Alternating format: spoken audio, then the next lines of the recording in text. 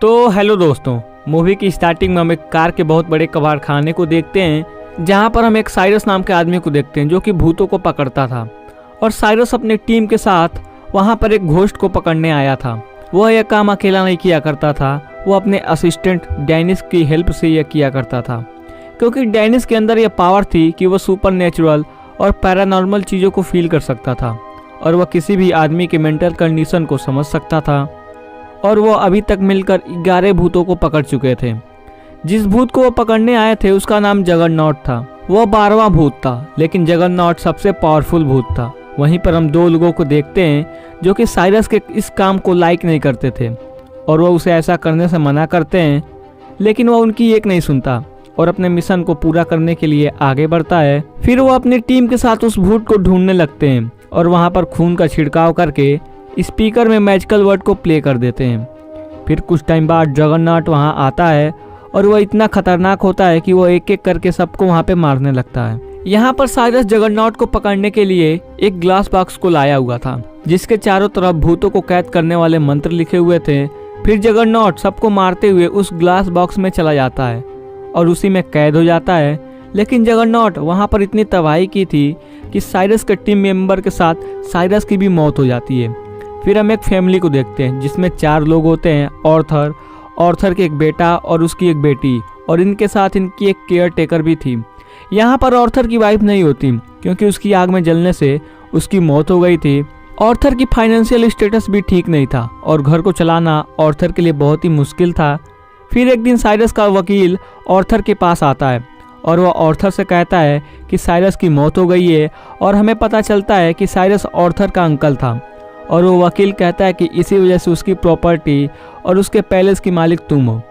Arthur सोचता है न तो साइरस से उसका कोई कांटेक्ट था, न ही वो काफ़ी दिनों से उसे मिला था, तो आखिर क्यों साइरस उसे ही चूज किया। लेकिन ऑर्थर के पास तो और कोई भी चारा नहीं था। उसके पास सर्वाइव करने के लिए इतने ज़्यादा पैसे भी नहीं थे, इसलिए वो पैलेस में जाने के लिए राजी हो जाता है। फिर ऑर्थर और उसकी फैमिली उस वकील के साथ उस पैलेस को देखने जाते हैं। वहाँ पर आकर वो देखते हैं कि सारा पैलेस तो ग्लास का बना हुआ है और उस पर कुछ वर्ड में लिखा भी गया था। वहीं बाहर हम साइरस के असिस्टेंट को देखते हैं जो कि घर में घुसने के लिए उनसे झूठ बोल देता है कि मैं तो एक इलेक्ट्रीशियन हूँ। फिर ऑर्थर की फैमिली पूरे घर को देखती है, लेकिन डेनिस इलेक्ट्रिसिटी ठीक करने के बहाने वहाँ उस बेसमेंट में चला जाता है। यहाँ पर वो देखता है कि जिन भूतों को उन्होंने साथ में मिलकर पकड़ा था उनको यहाँ पे कैद किया गया है। डेनिस एक चश्मा को पहना होता है जिससे कि वो भूतों को आसानी से देख पा रहा था। जब डेनिस को यह बात पता चलती है तो वो तुरंत ऑर्थर के पास आकर उसे सब कुछ बता देता है और कहता है कि यहाँ से जितनी जल्दी हो सके अपनी फैमिली के साथ निकल जाओ। वो अपने बारे में भी सब कुछ ऑर्थर को बता देता है, लेकिन ऑर्थर उसकी बातों पर विश्वास करने को तैयार ही नहीं था। फिर वो वकील अपनी पेमेंट लेने के लिए बेसमेंट में जाता है और यह भी इन सब भूतों के बारे में जानता था। फिर वो एक नोटों से भरा बैग को उठाता है, जिससे कि वो बैग एक मशीन पे रखा था और बैग उठाने से उसका लीवर अनलॉक हो जाता है, जिससे कि पूरा पैलेस लॉक हो जाता है। और फिर जो भूत कैद थे वो सभी एक एक करके बाहर निकलने लगते हैं।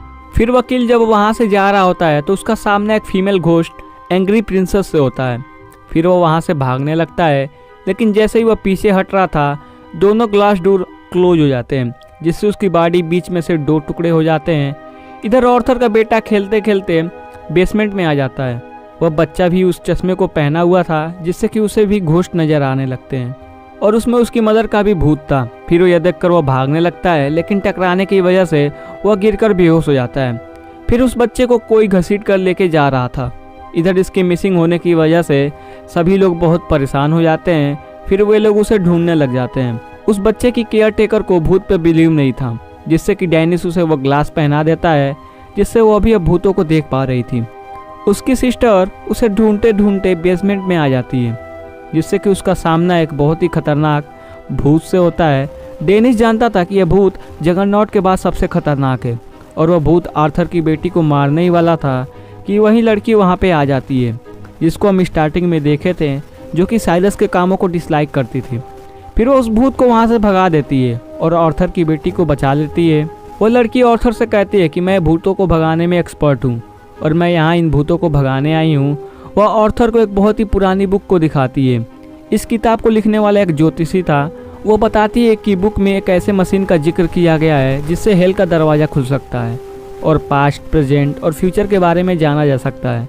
बुक के अकॉर्डिंग उस मशीन को चलाने के लिए 13 भूतों की पावर की ज़रूरत है और ये बुक साइरस को मिली थी और हमें पता चलता है कि ये साइरस का घर नहीं बल्कि वो वही मशीन था और वह भूतों को इसलिए पकड़ रहा था ताकि वह हेल का दरवाज़ा खोल सके। दरवाज़ा खोलने के लिए उन्हें 13 भूत की ज़रूरत थी और 12 तो उनके पास ही मौजूद थे। यहाँ पर ऑर्थर की बेटी भी गायब हो जाती है और फिर वो सभी भूत आज़ाद हो चुके थे और इन पे अटैक भी कर रहे थे, जिससे कि अपनी जान बचाने के लिए एक लाइब्रेरी में आ जाते हैं क्योंकि वहाँ वह लाइब्रेरी एक सेफ जगह थी। फिर वो लड़की ऑर्थर से कहती है कि उसकी वाइफ का भूत भी इसी घर में है जो कि चौथे नंबर पे है।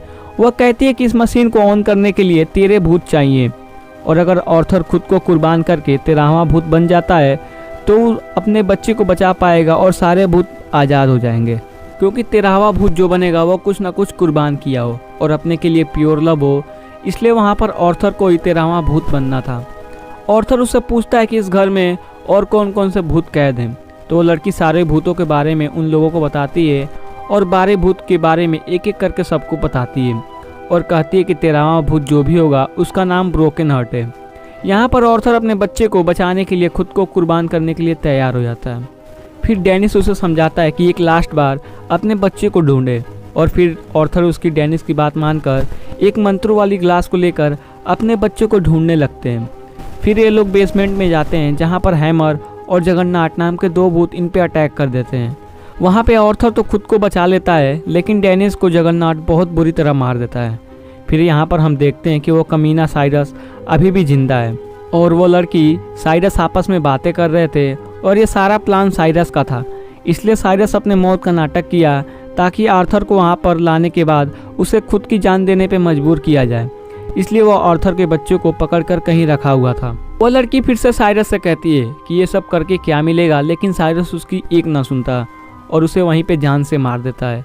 और अब उस लेडी के मरने से 13 भूत कंप्लीट हो गए थे तो वो मशीन चलने लगती है।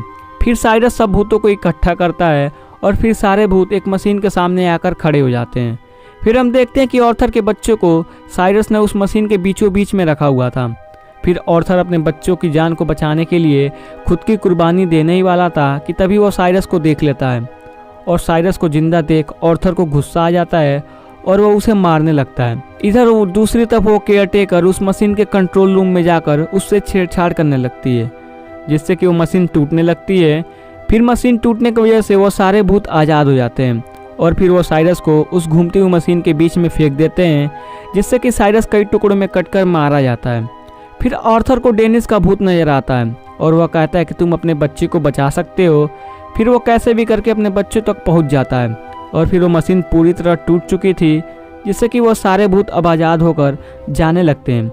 यहाँ आर्थर और उसके बच्चे सही सलामत थे। तभी आर्थर अपनी वाइफ के घोस्ट को देखता है जो कि उन्हें अलविदा कहकर चली जाती है। फिर ये मूवी यहीं पे ख़त्म हो जाती है। तो दोस्तों, मूवी की एक्सप्लेनेशन आपको पसंद आई हो तो वीडियो को लाइक एंड चैनल को सब्सक्राइब कर दीजिएगा। तब तक के लिए बाय बाय।